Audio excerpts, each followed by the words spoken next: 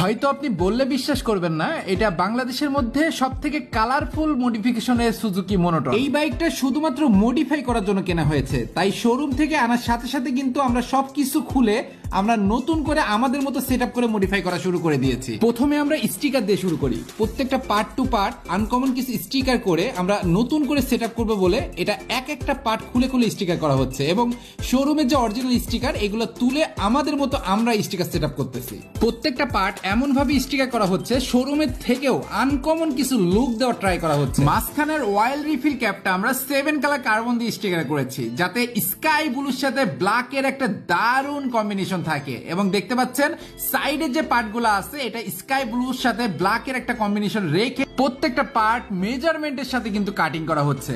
এখন আমরা modify accessories এর দিকে মুভ করব। প্রথমে আমরা কুইক থ্রোটল ইনস্টল করব। কুইক থ্রোটল ইনস্টল করলে আপনি অল্প পিকআপে বেশি আরপিএম পাবেন এবং গাড়িটার লুকটাও একটা আনকমন লুকে চলে আসবে।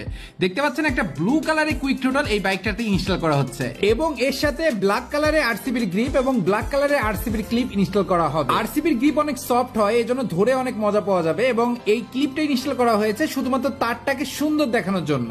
সবগুলো অ্যাকসেসরিজ ভিডিওতে লাগানো দেখাতে গেলে ভিডিওটা অনেক বেশি লং হয়ে যাবে, এই জন্য আমি শর্টকাটে আপনাদের কিছু অ্যাকসেসরিজ দেখাই দিচ্ছি, এবং এই অ্যাকসেসরিজ গুলো ছাড়াও আরো অনেক অ্যাকসেসরিজ এটাতে ইনস্টল করা আছে। এই জন্য সময় নষ্ট না করে চলেন আমরা বাইকটার ফাইনাল একটা লুকের দিকে চলে যাই।